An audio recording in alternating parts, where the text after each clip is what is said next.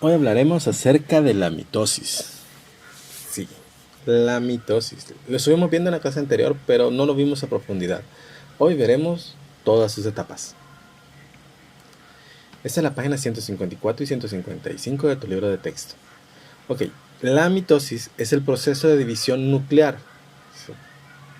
Bueno, en donde se divide el núcleo de la célula, el cual asegura que a partir de una célula se formen dos nuevas en cada ciclo celular. Dos nuevas que ya dijimos que son el clon, son exactamente iguales. Una célula se va a dividir en dos copiadas. Recuerden que esto no aplica a las células sexuales, solo son a las células que cumplen cualquier otra función en el caso de los animales. Y en el caso de las plantas, pues sí le puede servir para la reproducción, dependiendo del tipo de planta que sea. Ahora bien, las células formadas reciben exactamente la misma información genética contenida en la célula que las originó, o sea, un clon. Cuando la célula está en interfase, se observa que el ADN está condensado en el núcleo en forma de cromatina y se puede observar la envoltura nuclear. Y aunque la mitosis ocurre de manera continua, para describir mejor lo que sucede, pues la dividimos en 4 etapas que vamos a describir a continuación. Mira, otra cosa es que, como dijimos en la interfase, que es esta etapa de preparación en donde la célula se comienza a preparar porque se va a dividir, se va a convertir en dos, y con justa razón, porque dijimos que tiene que duplicar todo, ¿no? Y sobre todo el ADN. Lo que pasa es que es una situación muy estresante para la célula, muy estresante, y ya verás por qué. Pero durante la mitosis ocurren muchas cosas, entonces para poder estudiarlo mejor se separa en partes, aunque realmente muchas de estas cosas suceden al mismo tiempo. Ok, así que vamos por ello. Ah, por cierto, aquí dice, mira, te lo voy a marcar aquí con una pluma. Repasa. Al final de esto, en tu libro, está en la página 154, explica qué es la mitosis y cuál es su importancia, y lo llenas en tu libro. Y esto, mándate tarea. T de tarea. O T de tú ya sabes. Etapas de la mitosis. Esta etapa llamada profase suceden en dos lugares al mismo tiempo. Recuerda que la célula eucariota tiene un núcleo y en el núcleo está el ADN. Y afuera del núcleo está el citoplasma, que es una especie de líquido acuoso en donde están flotando los organelos. Se podría decir los órganos, pero son los organelos de la célula. Entonces, en estos dos lugares va a suceder dos cosas al mismo tiempo. En el núcleo, el ADN se va a enrollar en sí mismo hasta formar estructuras que son las cromosomas. Y cuando se han formado los cromosomas, pues cada uno se comienza a duplicar o se replica. Entonces ya tenemos el ADN, se enrolla, se forma el cromosoma. Después el cromosoma se duplica y hay otro cromosoma. Y entonces se unen y eso forma las cromátidas hermanas, que son las como X famosas que ya conocemos y se unen en el centro a través del centrómero. Okay. Eso sucedió en el núcleo. En el citoplasma, que es el líquido acuoso que te decía que estaba afuera, o sea, en el núcleo ya vimos aquí. No es una X de te mueres, no es una X de que ya está, aquí está en el núcleo. Y en el citoplasma se forma una estructura de microtúbulos, estos llamados uso mitótico. Es estas líneas, esta línea, esta línea, esta línea, esta línea, esta línea, son los usos mitóticos, que hace que los centrómeros se alejen uno del otro. Realmente no se llaman centrómeros, los centrómeros estaban acá. Entonces estas cositas de aquí se encargan de una función muy importante, ya te lo voy a decir más adelante.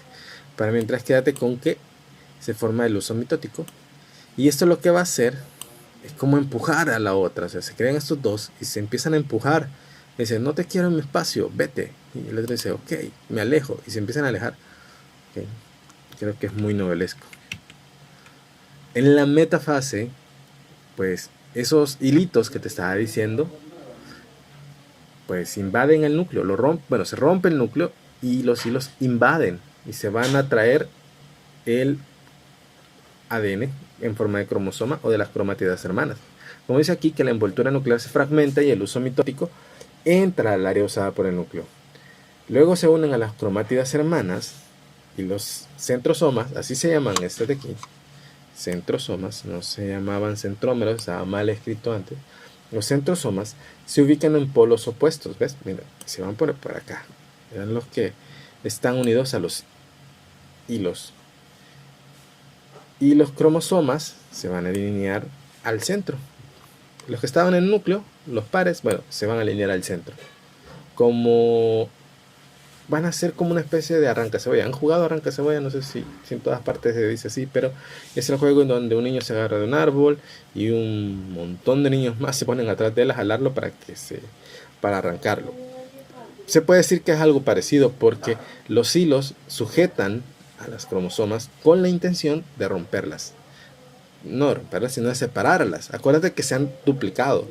Entonces uno se va a llevar una copia y otro se va a llevar otra. Ahorita están unidas. Pero para eso funcionan esos hilos. Y para otra función más, ya te voy a decir para qué es. Entonces, después, cuando ya la tienen, unos hilos se han unido a las cromátidas hermanas para romperlas. Y otros, que son unos microtúbulos del uso, o sea, estos de aquí, hay unos, este otro, por ejemplo, este otro, por ejemplo, funcionarán como una especie de resorte. Sí, resorte, porque lo que hacen es empujar a los centrosomas y los están alejando más y más, como un globo que se va a reventar. ¿Cuál es la intención de esto?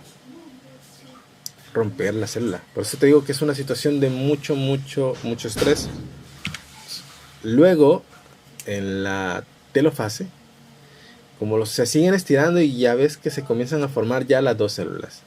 Pero las cromosomas que ya fueron rotas, ya se fueron cada uno por un lado y otro, se vuelven a unir en el núcleo.